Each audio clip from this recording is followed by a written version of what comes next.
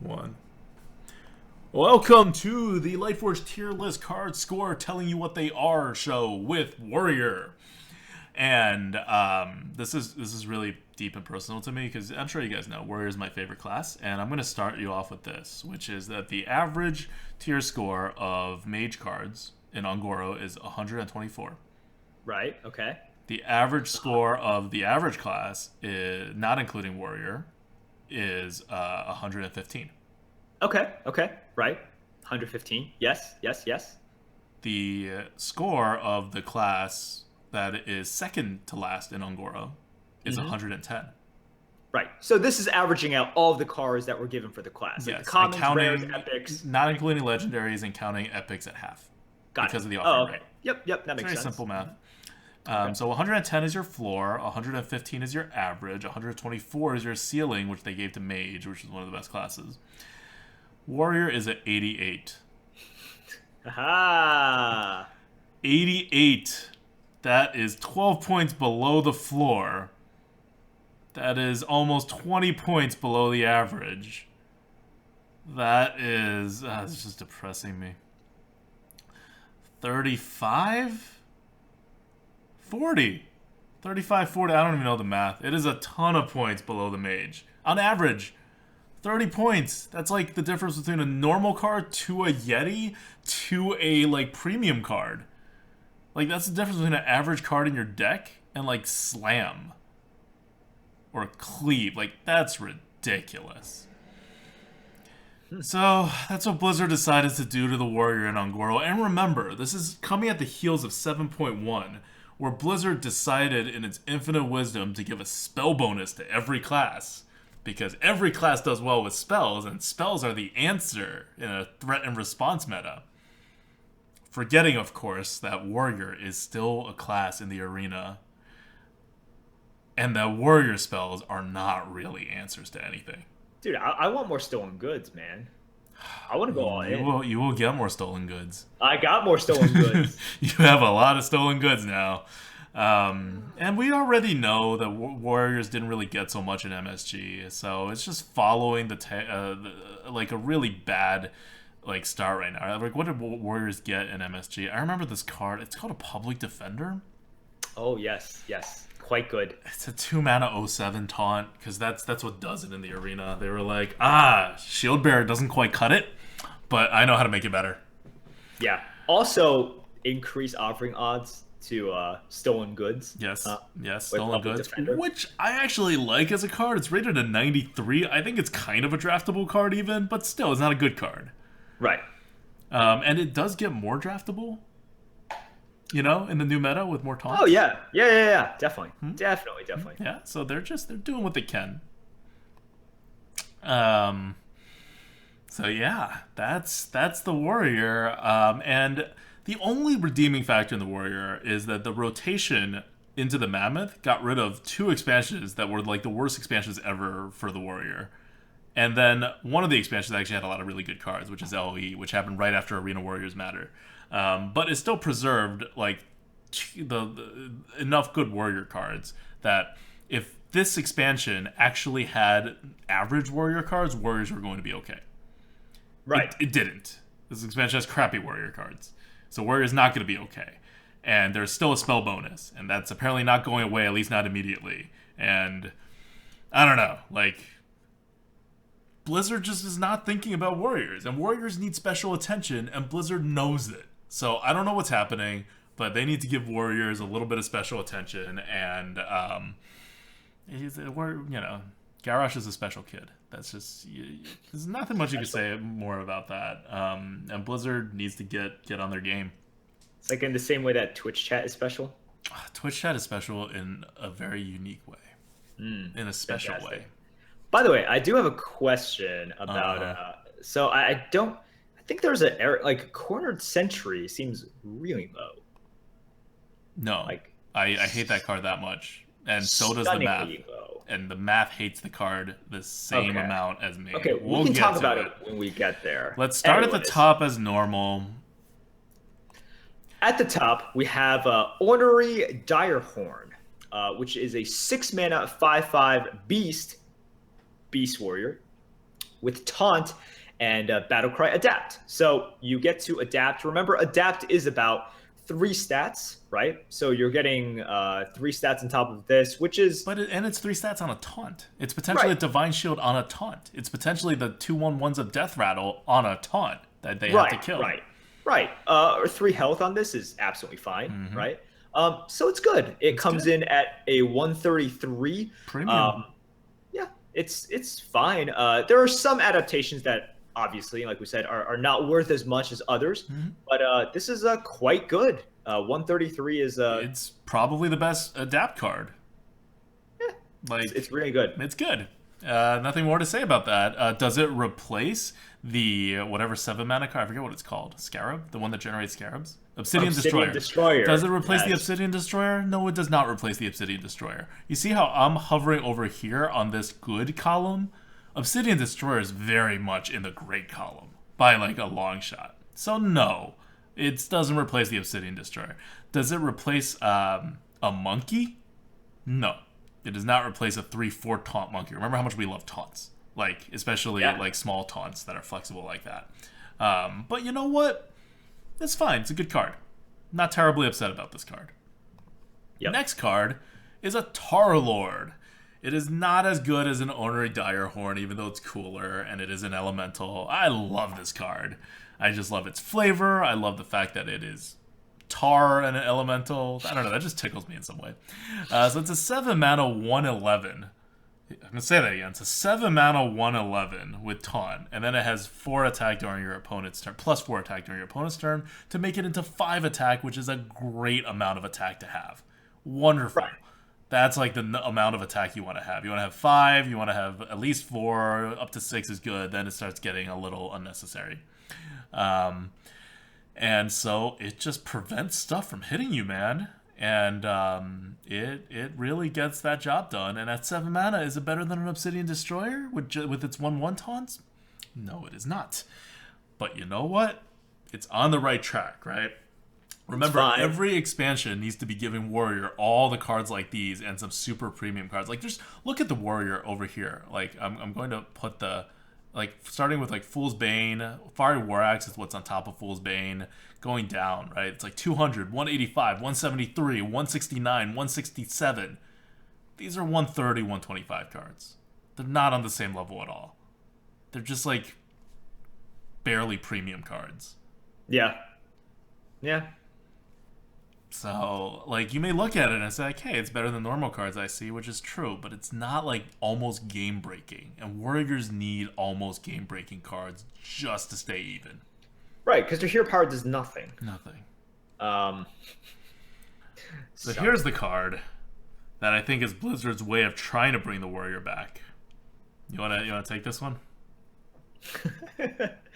Sure. I think we're looking at Molten Blade, Yep. which is a 1 mana 1/1 weapon that says each turn this is in your hand, transform it into a new weapon. So Shifter Xeris in weapon form, right? Look, it's fine. We have this at a 122, which is above average and actually quite good. But it's kind of good in the way that all weapons are really good. Yeah. In terms of weapons, like, no, this is not a good weapon.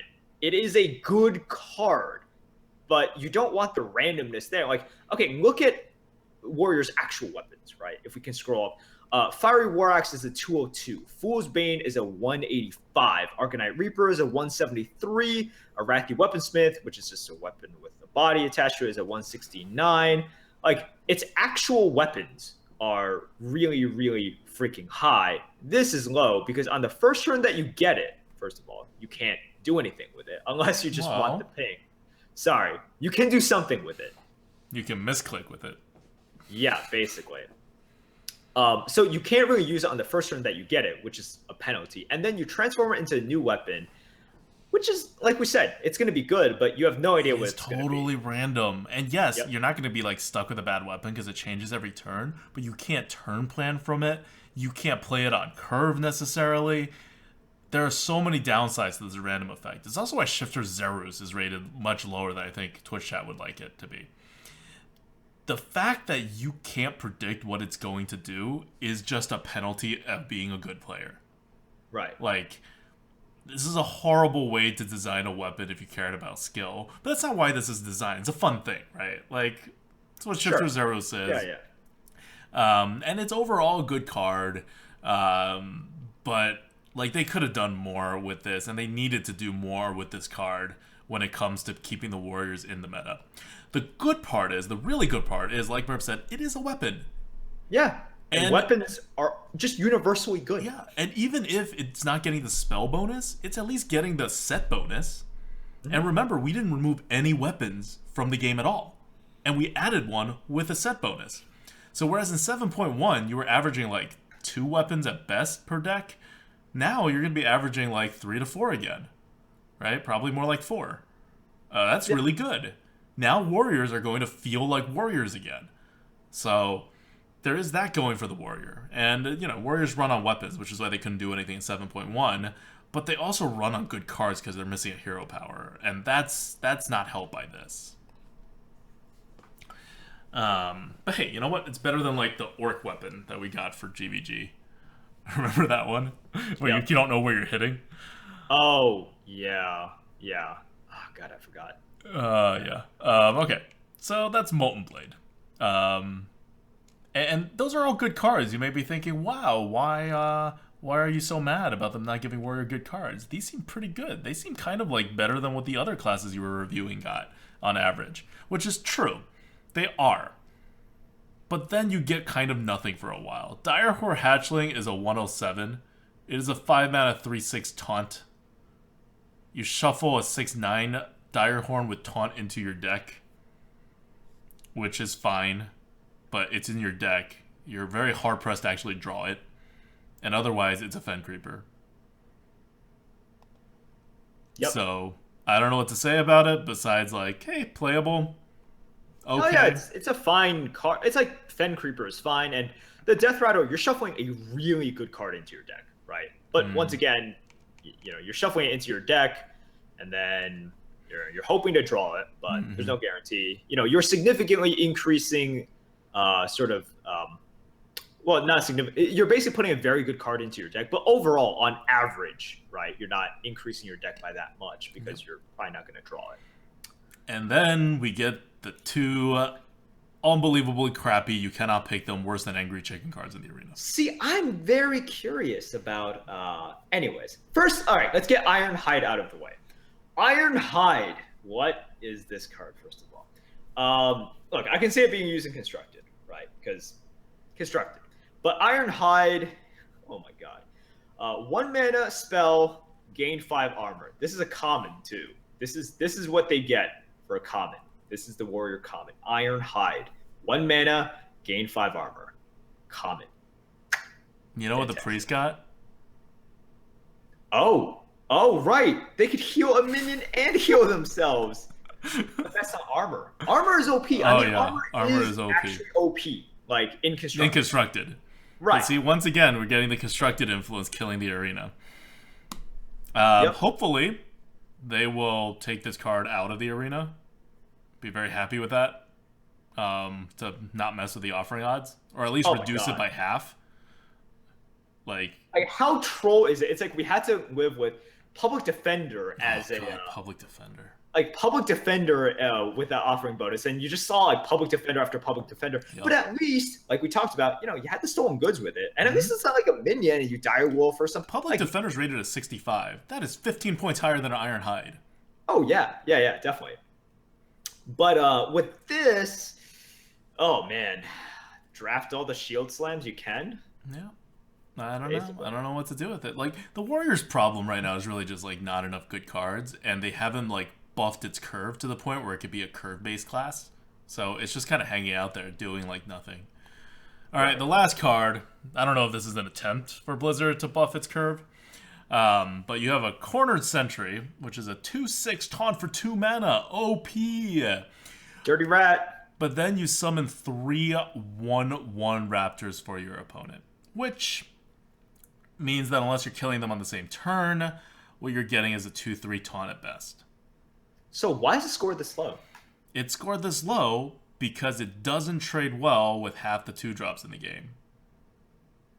It barely trades well with 1-drops. And it gets completely wrecked by 3-drops. Compare that to like a 3-2. This loses,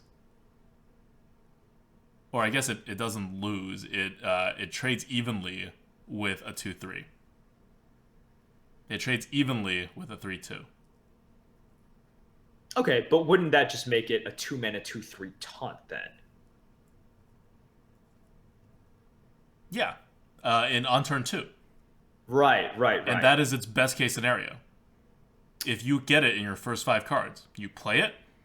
The opponent does nothing crazy. Gotcha. So on turn 2, that's your best case scenario. And they play a 2-drop.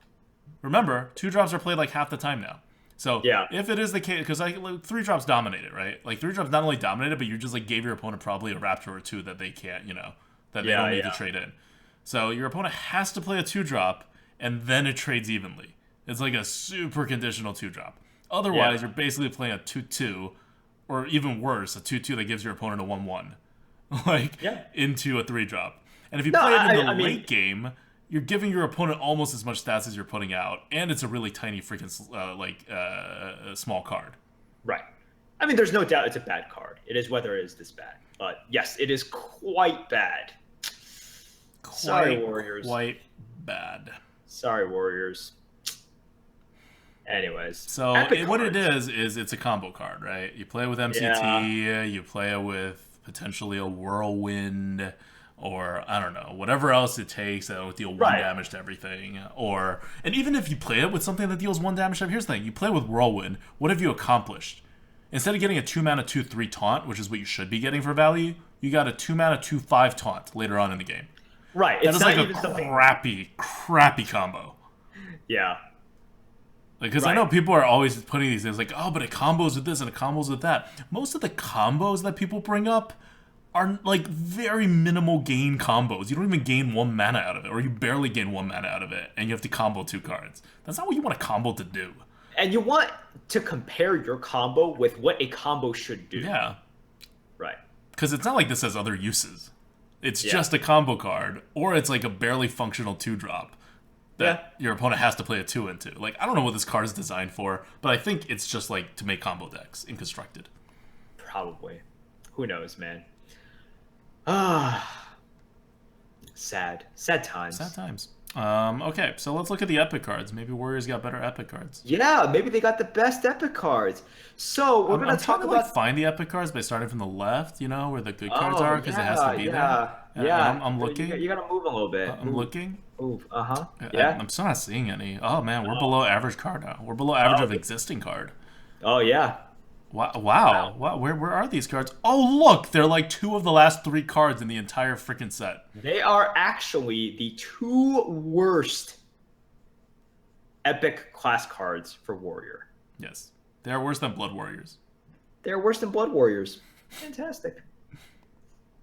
One is called Sudden Genesis. You want to take this? Sure.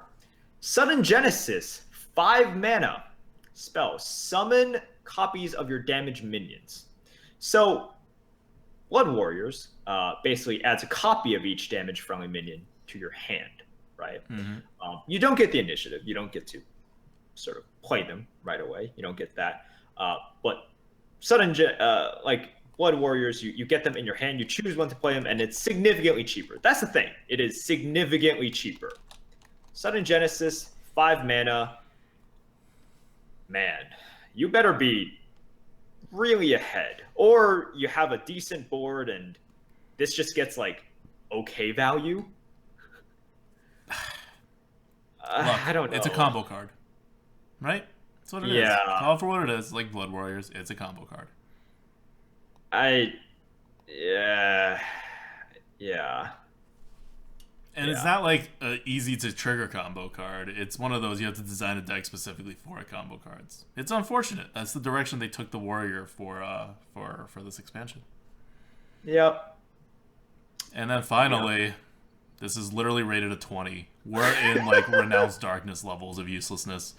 Because this is Renounced Darkness. It's Renounce everything. It's Renounce your whole freaking deck. Renounced deck. All right. But we want actual Renounced Darkness because Renounced Darkness replaces your hero power. Yes, We still Renounced have the Darkness hero would be power. so good for Warrior. Oh, we still have the hero power. Explore Ungoro. 2-mana spell. Replace your deck with copies of Discover a Card. Which costs 1 mana, right? Which actually, I think they cost one. Wait. Do they cost 1 mana? I assume they cost 1 mana. Maybe it would be better if they cost 0 mana. Well, yes, it would be better if it cost 0 mana. All right, I'm gonna look at this. Yeah. Because I thought it was 1 mana. I remember it being 1 mana. So, oh boy, I mean, They cost 1 mana. yeah, And they discover a card, like just any card, which is kind of like what Arena is about when you're in the draft selection screen and you pick a card. So you spend 2 mana, which uses up a card. You replace the rest of your deck with discovering a card, which, to be fair, you get more card advantage that way, right? It's not like totally useless. sure, yeah, sure. All right, and you get offered more class cards than normal. Right. Part of the value of discovering is like, because drafting is like discovering, but the later you can discover / draft, the better it is, right? Because you don't need 2 drops, you don't need, or you can respond, but yeah. So Yeah. that's this card. Yeah. Okay. Anyways, legendary. Yeah. Legendary. Actually, I'm gonna redo Explore Ungoro. I think it should be higher. This is just me being anal about it, but I think it should be like a 40 something or something after I do it right.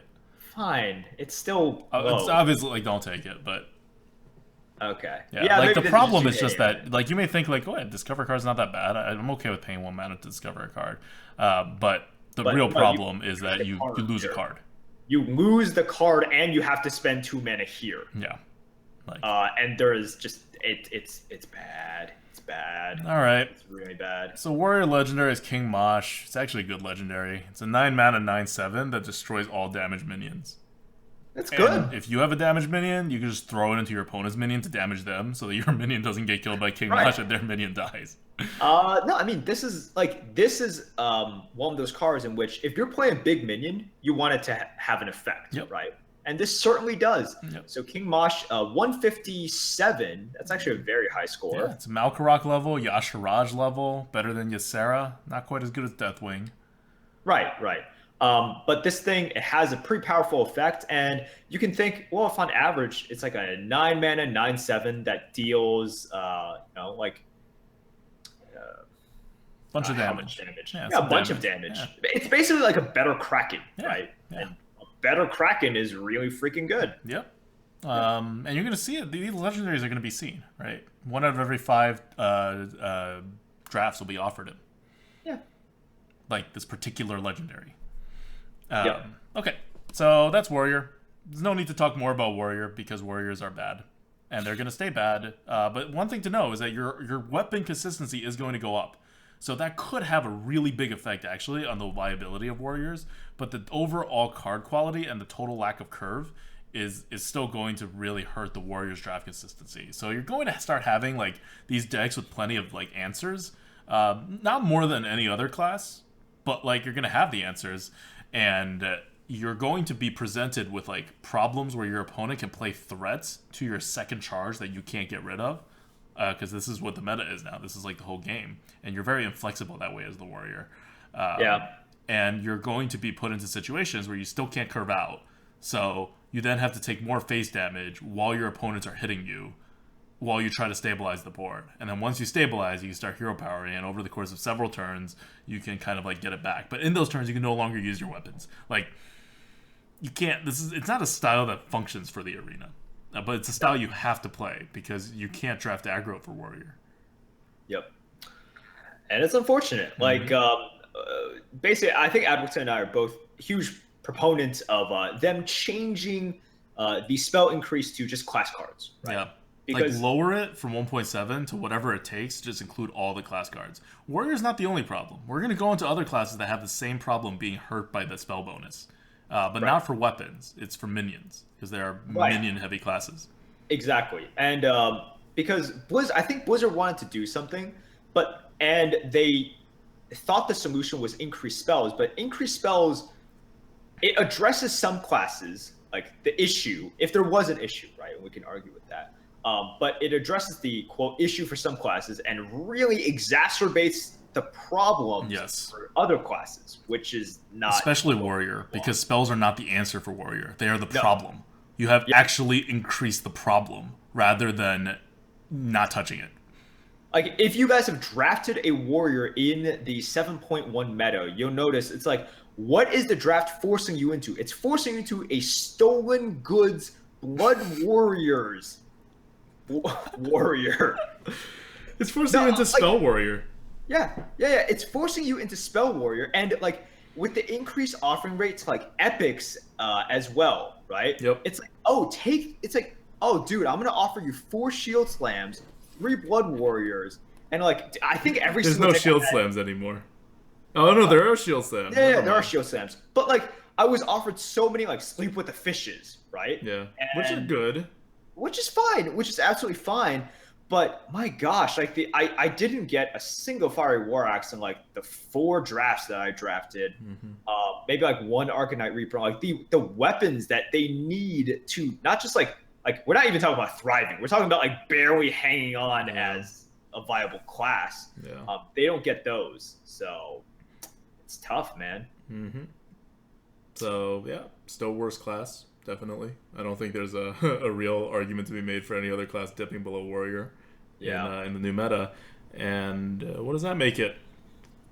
3 in a row? Where warrior's the worst class? At least 2 in a row. I don't know. We're getting there though. If next expansion doesn't boost warrior up or they don't change the rules, I don't know what they're doing. This is why they got involved in the arena. It's because the warrior became stupid. Like, we're here again. Maybe not exactly there, but we keep crawling closer to it. Yep. And the thing is, this time it's literally Blizzard making things worse for warrior. It's not like, oh, we have to release certain cards for constructed. Like, that's part of it. But then they went on top of it and said, we're then going to make things worse for the worst class. All right, that's it for warrior. Next is going to be, I think we're going to start moving into the adapt classes now. Oh.